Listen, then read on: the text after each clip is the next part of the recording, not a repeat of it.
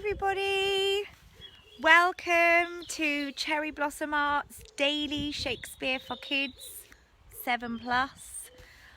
Like I say on all of my Shakespeare for Kids videos, the author of the books that I have chosen, even though they're William Shakespeare stories, they've been rewritten for children by a gentleman called Andrew Matthews and Tony Ross.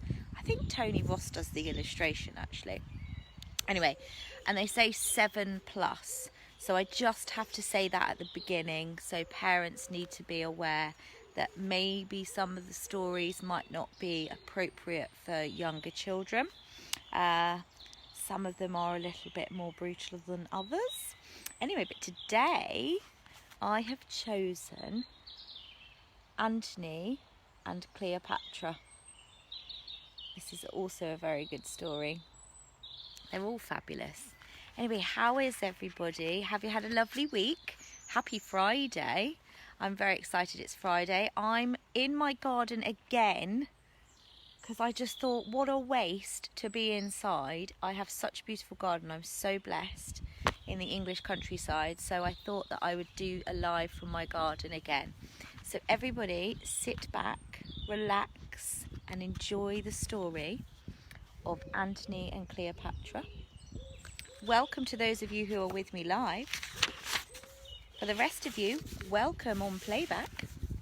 So here's our cast list, like I always do. Now I can see a little bit better today because I'm in the shade. I'm not very good in the sunshine. Okay. So that's our cast list. Just let you have a little look at it. There are some fabulous pictures in this book. Okay, and just to explain to you the cast list, we've got Cleopatra, who is the Queen of Egypt. We have Servius, who is the storyteller, but he's also the bodyguard to Antony. Then we have Mark Antony, who is one of the 3 rulers of Rome. We've got Octavius Caesar, and Lepidus. Now they're also rulers of Rome with Antony, so there's 3 rulers. Then we've got Antony's generals, and the scene is set in ancient Egypt and Rome. Do you want to know about Antony and Cleopatra? Let me tell you the story, the real story. I was there at the start, the night Julius Caesar was killed, and Antony made a speech over his body in the marketplace. As soon as Antony stood before us, pale and proud in the torchlight, my heart went out to him. He spoke in a voice like the beating of a war drum, and by the time he had finished speaking, I knew I would follow him anywhere, to the shores of Hades and beyond, if he asked me to. When civil war broke out, I was one of the first to join Antony's legions. It was a bitter, bloody struggle, Roman against Roman, each believing that right was on his side. I was commended for my courage in action, though all I did was keep my head and obey orders, and Antony himself promoted me to the rank of centurion just before the Battle of Philippi. That's where I got this scar on my neck, but I was lucky. Braver men than I had died that day, including Brutus, who killed himself to escape the shame of defeat. Antony wept at the sight of Brutus's corpse, and many of us wept with him. Then came the peace, though few believed that it would last. The empire was carved like a goose and divided up between the 3 victors. War makes for strange alliances, but none as strange as that trio. Octavius Caesar, Julius Caesar's nephew, was as ruthless and cold as Antony was warm and generous. Lepidus, the 3rd ally, was a joke, a jellyfish with no sting. Caesar took the west, Antony the east, and Lepidus the African provinces that were left over. Hi cats! Welcome to Daily Shakespeare for Kids. and adults, because I'm loving it too. I'm just going to have to put on my sunnies now because the sunshine has come and I will be blinded. Almost straight away, there was trouble in the east. The Parthians invaded Roman territory, and Antony sailed out with his legions to deal with them. There was a battle of sorts. The Parthians were poorly armed and undisciplined. Most of them turned and ran the moment that they saw the sunlight shining on their shields. After the victory, Antony called me to his tent. "Well, Servius," he said, "your centurion days are over." I thought he was going to pension me off and send me back to Rome. "Why, sir?" I protested. Antony gave me one of his boyish grins. "Because I want you to join my bodyguard," he said. "I need good fighters about me, men I can trust, and I know I can rely on you." I was lost for words. My heart beat so proudly that I thought it would burst my armour. We leave for Tarsus tonight," Antony said. "I have commanded Queen Cleopatra of Egypt to meet me there, to answer charges that she supplied Brutus with troops and money. I want you at my side. I wouldn't put it past her to slip a hired assassin into the crowds. While I've breath in my body, no assassin will get past me to strike at you, sir," I said, and I meant every word. There was gossip on the road of Tarsus. All of it was about Cleopatra, and little of it worth repeating. Men said she was a beauty who had charmed Julius Caesar and made him fawn over her like a dog. Now the story went, she planned to do the same with Antony, but I would have none of it. Caesar was past his prime, I said. Antony is still young, and his wife is a member of one of Rome's most powerful families. It will take more for some Egyptian women to make him forget where his loyalties lie, even if she is a queen.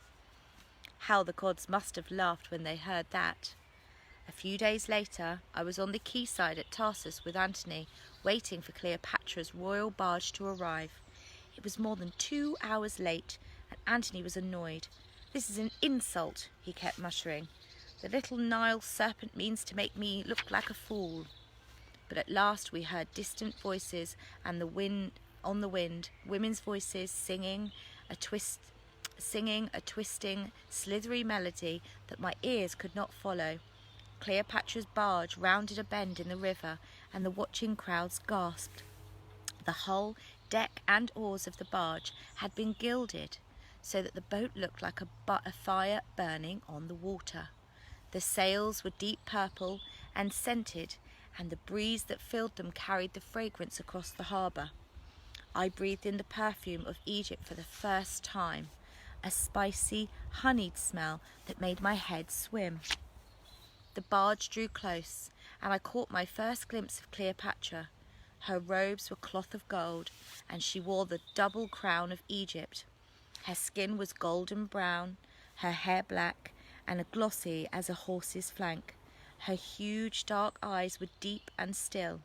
I had heard tales that Helen of Troy was the most beautiful woman ever, but when I saw Cleopatra, I knew that Helen had been eclipsed. "This is no queen," Antony said softly. "This is a goddess." Cleopatra stepped onto the quay, and the cheering crowds sounded like storm waves breaking. Antony stepped forward and said, "In the name of the Senate and the people of Rome, I greet you and require you to—" He broke off in astonishment as Cleopatra knelt at his feet and bowed her head. The crowds fell silent. Antony frowned, then bent down and helped Cleopatra to her feet. My noble lord does me too much honour," she said, her head still lowered. "There is much to discuss," said Antony, "but this is not a fit place. Dine with me tonight in the city." "No, my lord," Cleopatra said. No was not a word that Antony was used to hearing, and he stiffened in anger. But then Cleopatra looked up at him. "Dine with me on the barge," she said. "Let me see if my Egyptian cooks can please you. Eat with me and taste new delights, my lord." Antony looked into Cleopatra's eyes, and his anger melted. Now I am the honoured one, he said. I knew then that he'd fallen in love with her, as surely as if he'd seen one of Eros's arrows pierce his heart. Within a week, we set sail for Egypt, and nothing was ever the same again. Egypt was another world. Beyond the Nile's green valley stretched the desert, unchanged and timeless. In Egypt, the years slipped away like a handful of water. Antony grew older and softer. He seemed to care for nothing but Cleopatra and their children. Some of the soldiers became restless, saying that Antony was not the man he had once been, and that Cleopatra had bewitched him. Such talk made me angry. "You'll see Antony's greatness again when the time comes," I said. And the time came. There was chaos in Rome. Antony's wife, Fulvia, and Lucius, his brother, raised an army to overthrow Octavius Caesar and were crushed in battle. Fulvia died on her way to see Antony in Egypt. At the same time, Sextus Pompeius rebelled against Caesar, and the Parthians invaded the Roman territories at their borders. The world of Rome seemed to collapse. I was with Antony when the dispatches reached him.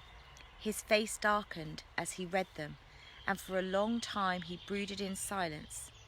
"It is true, Servius," he asked at last. "Am I really as old and weak as they say?"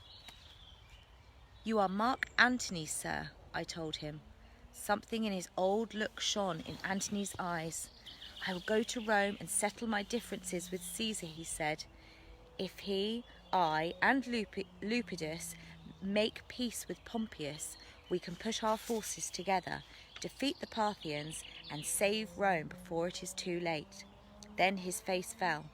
"But what shall I tell the Queen?" he murmured. Cleopatra stormed and wept and pleaded, but at last she saw that she had no choice but to let Antony go. She feared he would not return, but I knew that his love for her was too strong for him to keep away for very long. In Rome, Antony was a grizzled lion, Caesar a cold and haughty eagle, and Lepidus a crab scurrying behind them. They talked behind locked doors late into the night, and standing guard outside, I heard Antony and Caesar raise their voices in anger, while Lepidus twittered and whined. Antony emerged from the chamber, looking tired and worried. He took me aside and said, "I want you to leave for Egypt at once. Tell the Queen that I have made my peace with Caesar." I frowned. This was good news, yet Antony's face was troubled. "But the peace came at a price," he went. "To strengthen the alliances, I must marry Octavia, Caesar's sister. Tell the Queen that the marriage means nothing, and that my love for her is unchanged. I will return to Egypt with Octavia when we have signed a treaty with Pompeius." Doubts rose in my mind like a flock of crows. All Rome knew how dearly Caesar loved his sister. How long would it be before he discovered that her marriage to Antony was a sham? It would be all the excuse he needed to declare war and try to deceive the whole empire for himself. And when Cleopatra heard of the marriage, who could tell what she might do? I glimpsed Antony's future, and it was all blood and shadows. I had no flowery words to decorate Antony's message. I spoke out like a soldier, blunt and plain. Cleopatra's rage was furious. "Tell me that you are lying, or you shall be whipped with wire and boiled in salt water," she shrieked. "Madam, I speak the truth," I said. "Antony is married to Octavia." Cleopatra drew a knife. I do not know whether she intended to stab me or herself, for one of her handmaidens snatched the knife away. Cleopatra shook her head, scattering tears that gleamed all as they fell. "Then let Egypt sink into the Nile," she moaned. "Let the sky fall and crash the earth." Egypt did not sink, nor did the sky fall, but one terrible happening led to another. Before Antony and Octavia were halfway to Egypt, Caesar broke the treaty with Pompeius, defeated him in battle, seized the African provinces, and had Lepidus put to death. Antony knew that war was coming and sent Octavia back to Rome, being too honourable a man to keep her as a hostage. Once Antony was back in Egypt, he and Cleopatra joined forces against Caesar. Though their love remained strong, some of the fire between them had dwindled because of Antony's marriage of convenience. Antony seemed his old self again, confident and decisive, but also headstrong, as if age had made him stubborn instead of wise. Against all advice, he insisted on a battle at sea to prevent Caesar from landing his troops. Antony's generals were in despair. "This is madness, sir," one of them was brave enough to tell him. "The enemy's ships greatly outnumber ours. If we lose the fleet, we cannot keep our troops supplied. Fight Caesar on land."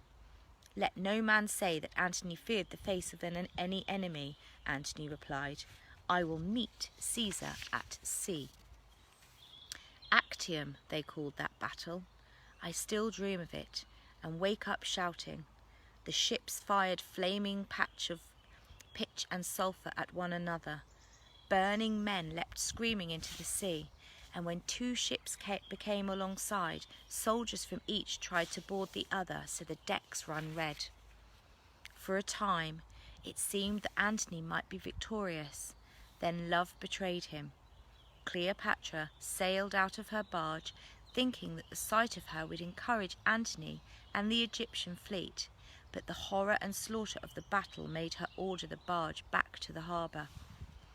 A Roman galley broke formation to give chase, and Antony turned his ship around to go to Cleopatra's rescue. When the captains of the fleet saw their commanders leave the fight, they believed that all was lost and fled. After the disaster at Actium, Antony bargained for peace. He offered Caesar his third of the empire in return for being allowed to stay in Egypt with the queen. Caesar refused. He would make peace with Cleopatra, he said, but only if Antony were executed. Antony accused Cleopatra of betraying him out of spite of his marriage to Octavia. Cleopatra was petrified by Antony's fury and went into hiding. The generals had their land battle in the end, outside the walls of Alexandria. We fought like heroes, and Caesar's men fell like wheats to the scythe. But even as the celebrations began in Antony's tent, a messenger arrived with grave news. The Egyptian fleet had surrendered. Antony could no longer keep his army fed and armed. The war was lost. Antony ordered everyone from the tent except me. When we were alone, he drew his sword and offered it to me, hilt first. "Kill me, Servius," he said. "I cannot bear to beg Caesar for mercy." "Sir," I said, "I know where the queen is hiding. You could be with her in an hour. You could escape to live in fear until Caesar hunts us down," said Antony. "No, Servius, I'm finished. Take the sword and end it." "Not I, sir," I said. "I would gladly die for you, but I will not do what you ask." Then by my own hand be it," said Antony. He stabbed both hands, but the point of the sword slipped on the breastbone and ran into his belly. He pulled out the sword and threw it across the tent with a cry of disgust, knowing that his death would be long and painful. Agony drove him to his knees. "Cleopatra," he gasped, "take me to her." I do not know how Antony found the strength to stand and mount a horse, but as night fell, we rode across the desert to Cleopatra's hiding place, her own tomb, built in the shape of a crouching lion with a man's head. I beat against the door, my shouts echoing off the stone until a slave answered and drew back the bolts. Antony leaned on me, and we staggered inside. The tomb was lit by 100 oil lamps that shone on a richly decorated wall. Paintings of Egyptian gods stared down with sightless animal eyes. Cleopatra was seated on a throne, dressed in her royal robes. A reed basket stood at her feet, and I remember thinking it was a poor thing to find in such a place. Cleopatra saw the blood from Antony's wound and ran to him. We gently laid him down. Cleopatra sat and rested his head on her lap. "I'm dying, Egypt," Antony said. "Tell Caesar you had me killed and make peace with him." "Never," said Cleopatra. Antony's face clenched in pain. "Then add one more kiss to the 1,000 you have given me," he said. Cleopatra lowered her head, pressed her lips to Antony's, and he was gone. "The sun had burnt out," Cleopatra whispered. "The world is dark." Tears clouded my eyes. I did not see the queen stand or reach into the basket and take out the small black snake coiled within it. When I could see again, she was on her throne, and the snake's fangs were sunk deep into her breast.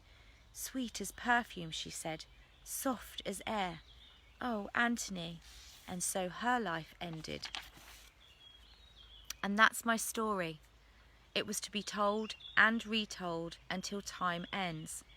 Antony and Cleopatra will always be together, though their beauty and greatness turned to desert dust long ago. They say that in the East, Emperor Octavius Caesar is worshipped as a god. Well, if Caesar is a god, then let my death come soon, for the world is past my understanding.